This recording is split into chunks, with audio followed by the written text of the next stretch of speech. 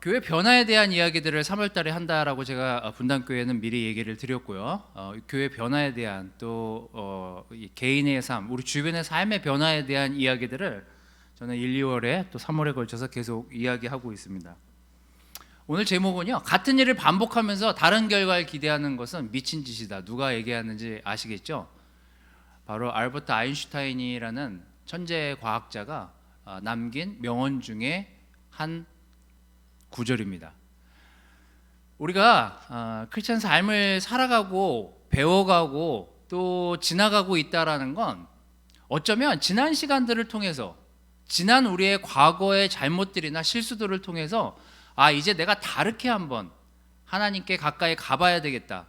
내가 좀 더 다른 방법으로, 그때 내가 이랬었다면 지금은 이런 방법으로 하나님께 다가가야 되겠다라고 제 자신을 돌아보고 주변을 돌아보고 교회를 돌아보는 그런 시간들이 우리 모두가 성장하고 교회를 성장시키는 계기가 되는 것이 아닌가라는 생각이 들어서 제목을 이렇게 정했습니다. 제가 오늘 가져온 구절도 제가 수도 없이 설교도 했고 또 다른 분도 설교를 많이 한 구절인데요. 같이 그 구절을 좀 보도록 하겠습니다. 마태복음 13장 24절에서 30절인데요. 제가 여기다 이렇게 적어왔습니다. 우리 집에 계시는 분들은 가족들하고 같이 읽어주시면 되겠고요. 여기 계신 분들은 마스크 쓰셨으니까 천천히 저랑 같이 읽으시면 되겠습니다. 자, 제가 읽겠습니다. 자, 시작. 예수님은 또 다른 비유를 들어 그들에게 말씀하셨다. 하늘나라는 자기 밭에 좋은 씨앗을 뿌린 사람에 비유할 수 있다. 사람들이 다 잠들었을 때 원수가 와서 이 밀밭에 독보리를 덧뿌리고 갔다. 밀이 싹 터서 자랄 때 독보리도 함께 자라는 것을 보고 종들이 주인에게 와서 주인님, 밭에 좋은 씨앗을 뿌리지 않았습니까? 그런데 독보리가 어디서 생겨났습니까? 하고 물었다. 그러자 주인은 원수가 이런 짓을 했구나 하고 대답하였다. 종들이 그러면 우리가 가서 독보리를 뽑아버릴까요? 하고 다시 묻자. 주인은 이렇게 말하였다. 아니다. 독보리를 뽑다가 밀까지 뽑을까 걱정된다. 추수 때까지 둘 다 함께 자라도록 그냥 두어라. 추수 때에 내가 추수꾼들에게 먼저 독보리를 뽑아 단으로 묶어서 불태워버리고 밀은 내 곳간에 모아드리게 하겠다가 예수님이 얘기하신 이 13장의 비유 중에 한 내용입니다. 이 앞에도 비유가 2개 정도 더 나오는데요.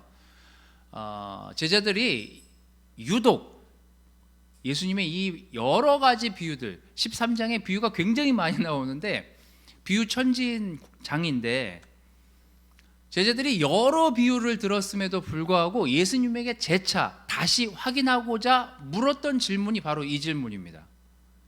근데 예수님, 아까 비유를 되게 많이 들었는데 이게 뭔 뜻입니까? 라고 유일하게 물은 질문이 바로 오늘 여러분들이 읽은, 함께 본 이 구절입니다. 자, 이 구절에 대해서 그 제자들이 예수님에게 다시 재차 집으로 돌아와서 예수님, 아까 제가 다 알아듣겠는데 도대체 그 말씀을 비유로 하신 이유가 뭡니까? 라고 물었을 때 예수님이 직접 해설도 하시죠. 자, 해설하는 내용이 여기 나옵니다. 예수님의 해설입니다. 좋은 씨를 뿌리는 농부는 나 그리스도이며 내 밭은 세상이다. 그리고 좋은 씨앗은 하늘나라에 속한 사람들이고 독보리는 악한 자에게 속한 사람들이다. 독보리를 뿌리는 원수는 마귀이며 추수 때는 세상 끝날이고 추수꾼은 천사들이다. 그러므로 독보리를 뽑아 불에 태우듯 세상 끝날에도 그렇게 할 것이다.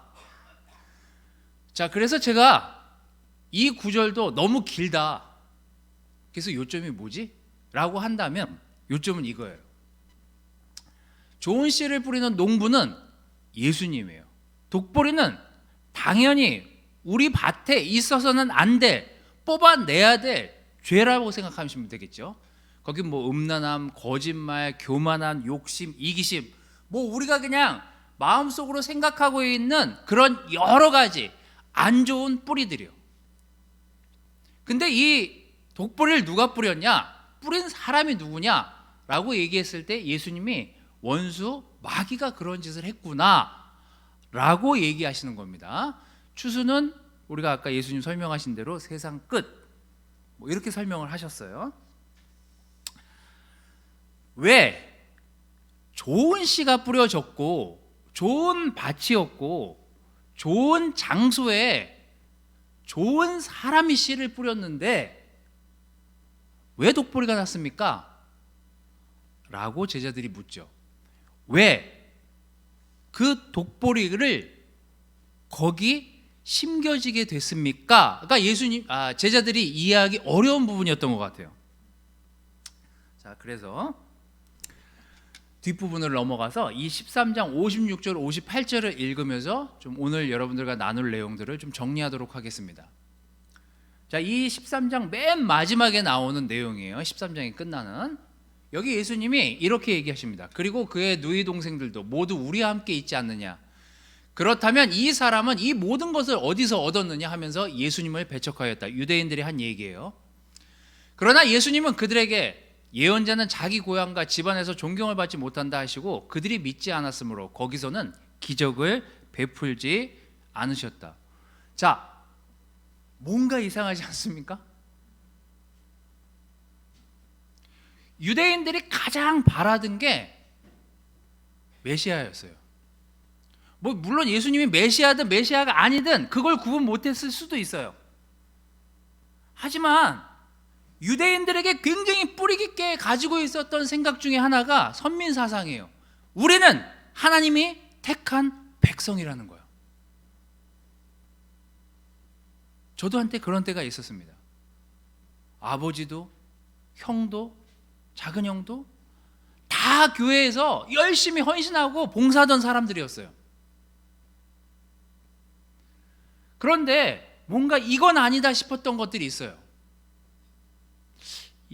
정말 교회 다니는 사람이 이렇게 해도 되나? 라고 하는 생각들이 있었던 적들이 있었어요. 하지만 그게 뭔지 몰랐어요. 근데 같은 유대인이고 같은 하나님 나라를 추구하는 그들이 예수님의 놀라운 말씀과 놀라운 기적으로 그들에게 말씀을 전했음에도 불구하고 그들이 한 행동은 쟤 누구야? 같은 가족인데도요.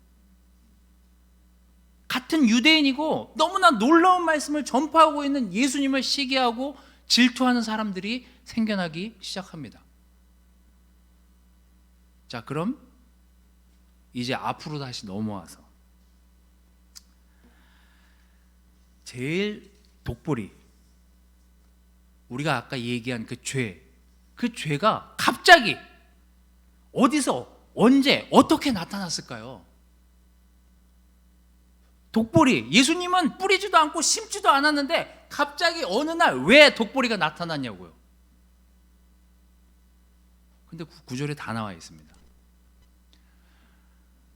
교회에서 변화를 막는 가장 큰 문제점 중에 하나는요, 잠든 영성의 문제라는 거예요. 마태복음 13장 그 30배, 60배, 100배의 결실을 맺을 것이다. 그리고 또 다른 비유를 들어 말씀하시길 하면서 시작하는 내용이 이거예요. 마태복음 13장 24절 25절은 이렇게 시작합니다.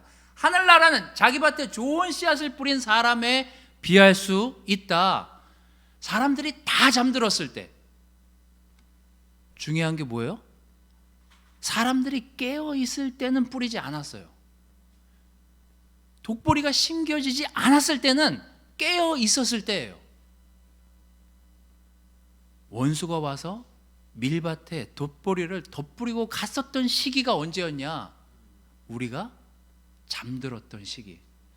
영적으로 깨어나 있지 않고 죽어있던 그 시점이요. 그때 마귀가, 사탄이 독보리를 뿌리고 갔다라고 예수님이 얘기하시고 있습니다.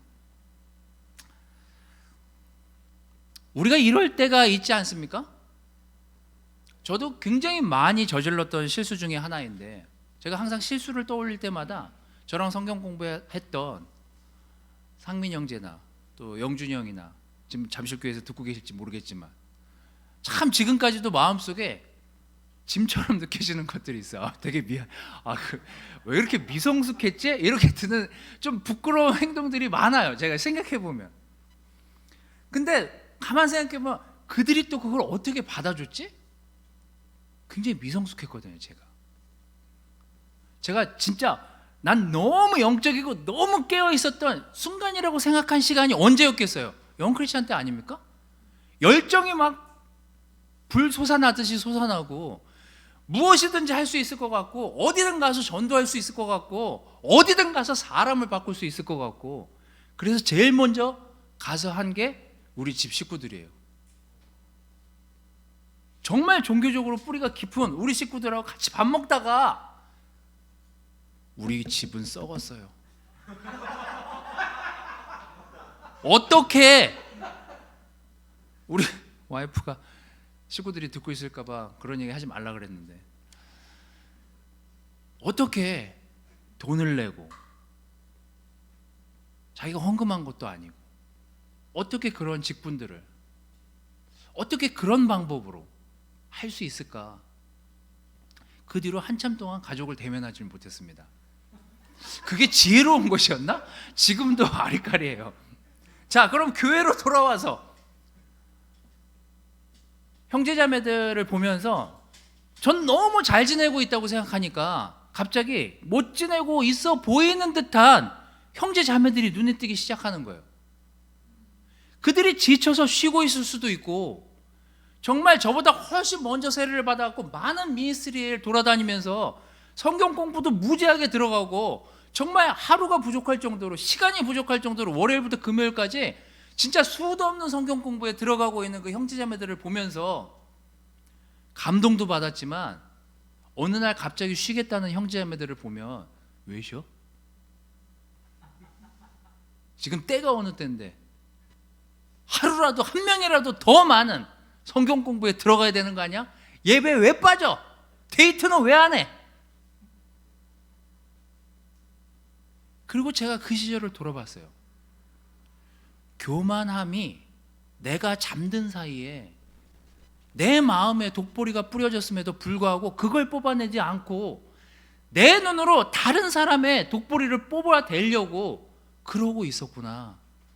얼마나 비참한 모습입니까? 전 정말 제 과거와 지금도 마찬가지지만 많은 실수와 많은 죄들을 이 안에서 크리스찬이 되고 나서도 많은 문제를 일으키며 살아온 제 모습을 알고 있습니다. 하나님이 그런 저를 기다려주시고 사랑해주시고 주변에 있는 형제자매들이 인내해주고 도와주고 참아내지 않았다면 전 지금 있지 않았을 거예요.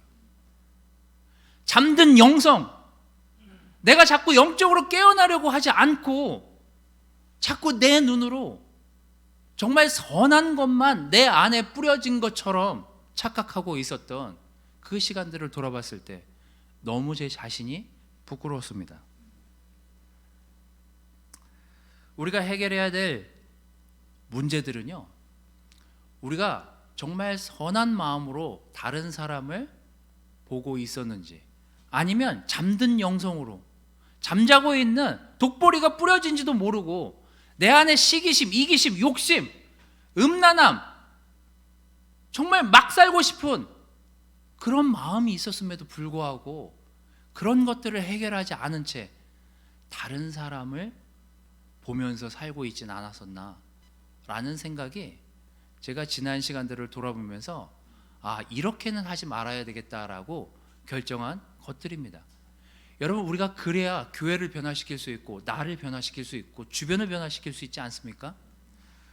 저는 우리 모든 형제자매들이 너무나 헌신적이고 너무나 이 교회를 사랑하기 때문에 지금 이 시간 이때까지 하나님이 보호하셨다고 생각이 듭니다. 물론 그 안에 많은 사건 사고들이 있었죠.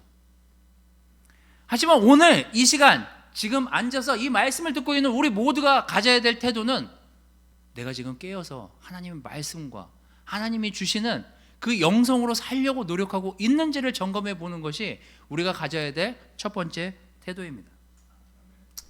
두 번째, 세상에 완벽한 사람은 없다는 거예요.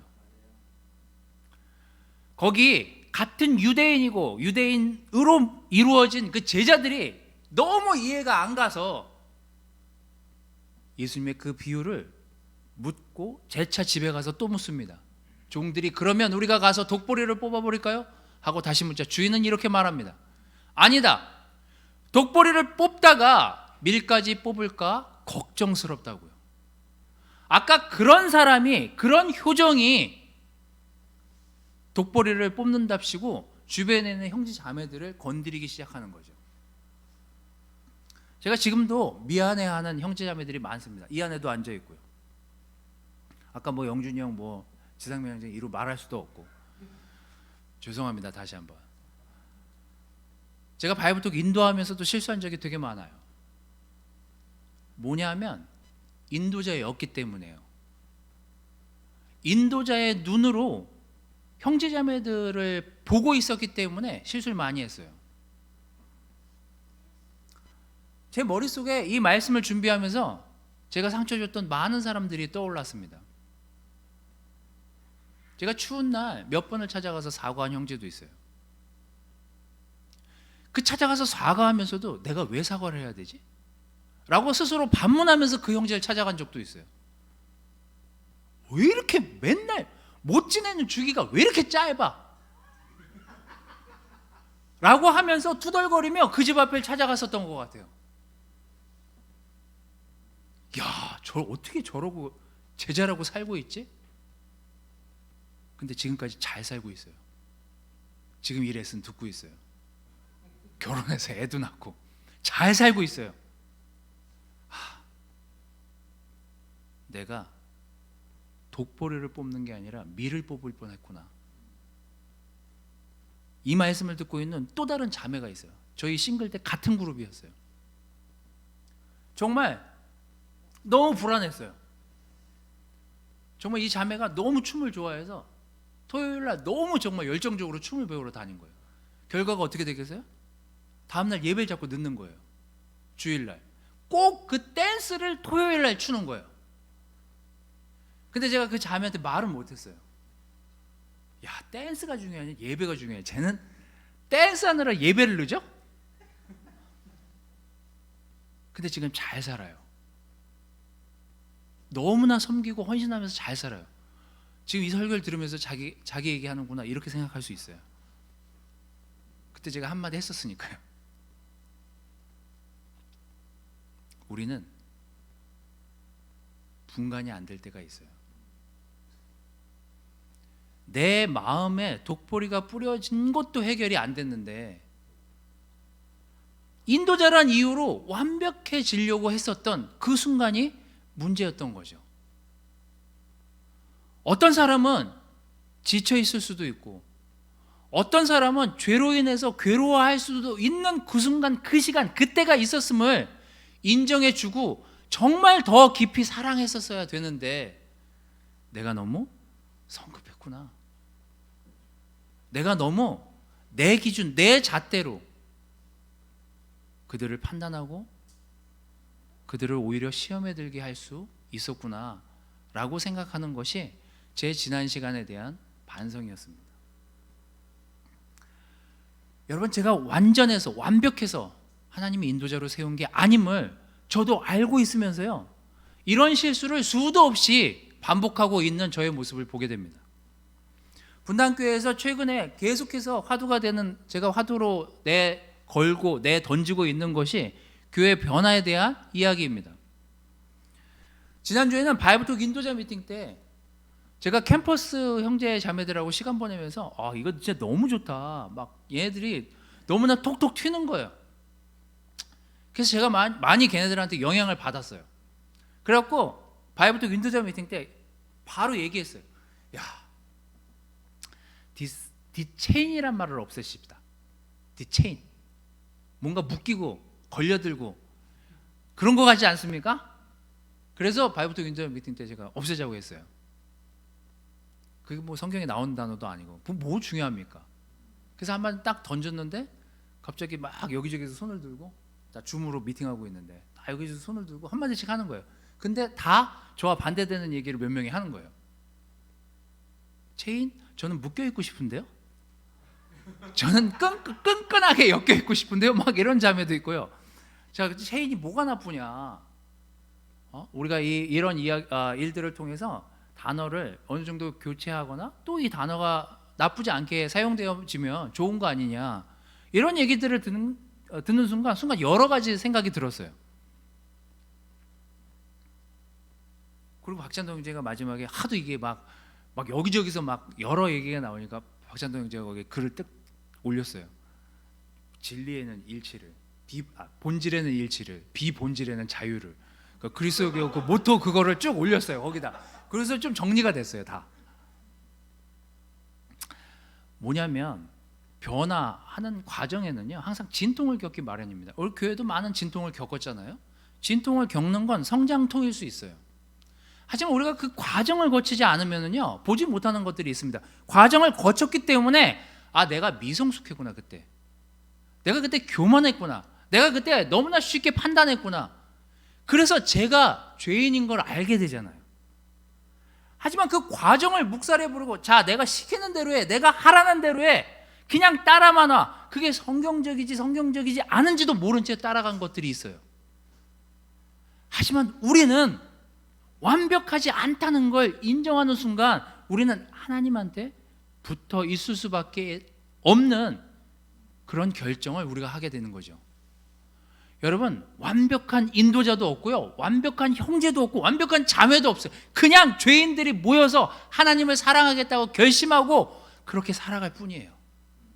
교회는 그런 형제자매들이 모여서 헌신해가고 서로 의견을 모아가고 하나님께 조금씩 가까이 다가가기를 바라는 사람들이 모여서 예배드리는 곳이 교회임을 잊지 마십시오. 세상에 완벽한 사람은 없습니다. 마지막으로요, 구분이 안 되면 자기 친한 사람한테 갈 게 아니라 하나님한테 가야죠. 주인한테 가야죠. 예수님한테 가서 이거를 어떻게 할까요? 뽑을까 말까? 사람 자기 말 잘 듣고 자기 의견 잘 따라주는 그 사람에게 가서 구분을 결정짓게 도움을 얻을 것이 아니라 사실은 선한 밭에 선한 씨앗을 뿌렸던 그 씨앗을 뿌린 당사자한테 가야죠. 마태복음 13장 29절 30절 말씀은 이렇게 정리합니다. 주인이 이렇게 말합니다.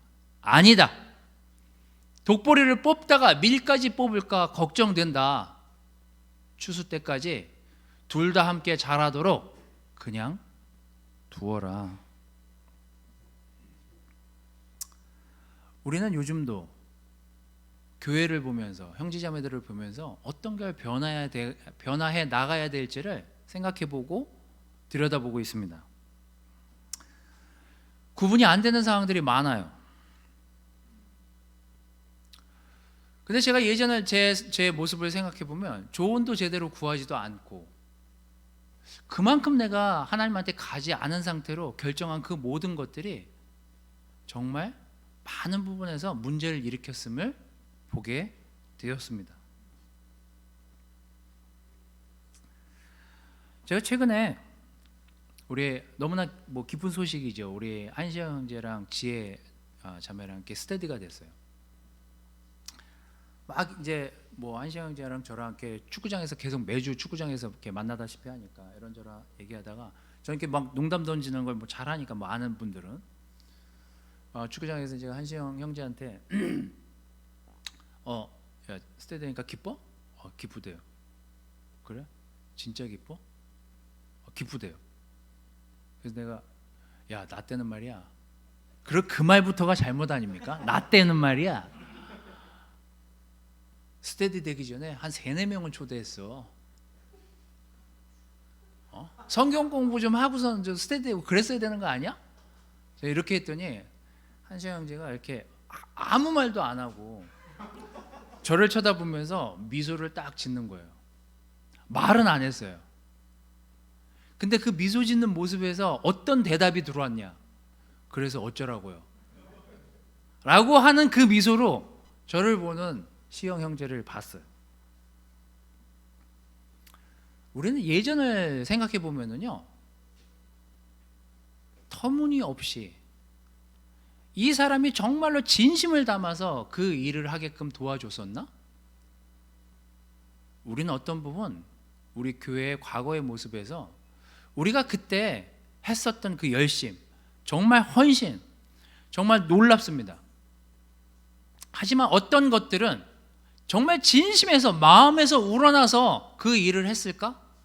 나는 그 일을 그 친구한테 맡길 때 정말 사랑하는 마음으로, 하나님의 마음으로 그에게 다가가서 그 일을 부탁했나? 아니면 내가 이랬으니 너도 이래야 돼 라는 마음으로 그 형제자매들을 대한 적이 있지는 않았었나라는 생각들을 해보게 됐어요. 그래서 그 기준이 하나님의 기준이 아니라 제 기준에 아니면 뽑아버리고 싶은 마음이 드는 거예요. 근데 예수님이 뽑지 말래요. 왜요? 결국 추수할 그 시점이 올 테니까. 너희들의 죄성 많은 인간의 눈으로 그걸 분간할 수 없을 때는 어떻게 하라고요? 하나님께 나가야죠. 하나님한테 가서 하나님, 제가 이런 마음이 든다고요. 이런 욕심이 들고 이런 이기심이 들고 저 형제에 대해서 이런 판단이 든다고요. 구분이 안 되면 하나님한테 갔었어야 됐고, 구분이 정말 헷갈리면 정말 몇 날 며칠을 하나님께 기도하면서 간구하면서 판단이 되어질 그 순간과 시점을 기다렸었어야만 되는 그 시기에 제가 너무 인간적으로 너무 저와 얘기가 짝짝꿍이 들어맞는 형제들하고만 얘기했었던 그 많은 실수들, 그래서 밀사까지 뽑아버린 그런 많은 실수들이요. 저는 여러분, 이 교회가 세워진 기초 위에 많은 형제자매들이 헌신과 사랑과 눈물과 땀으로 이 교회가 지금까지 지나왔다는 생각이 듭니다. 제 와이프가 한참의 시간, 결혼하고 나서 한참이 지난 다음에 저한테 한 얘기가 있어요. 이건 우리 와이프가 92년에 세례를 받았으니까 거의 초창기에 세례를 받은 분이에요. 그래서 제가 항상 조효사라고 부릅니다. 항상 여사스러워요. 정말 말씀과 기도 외에는 정말 평생을 이런 얘기도 하지 말라 그랬는데, 하여튼 그렇게 열심히 하나님만 섬기며 산 사람이, 오직 주님만 바라보면서 사는 영적인, 근데 본인이 영적이라고 얘기도 하지 말래요. 근데 어느 날 긴 시간이 지난 다음에 저한테 그런 얘기를 하더라고요. 당신이 영 크리스찬이었고 영 인도자였기 때문에 결혼해서 한참 동안을 불안했다고요. 여러분, 왜 불안해 하십니까? 한참 지나서 제가 조효사한테 한 얘기예요. 왜 불안해 하냐?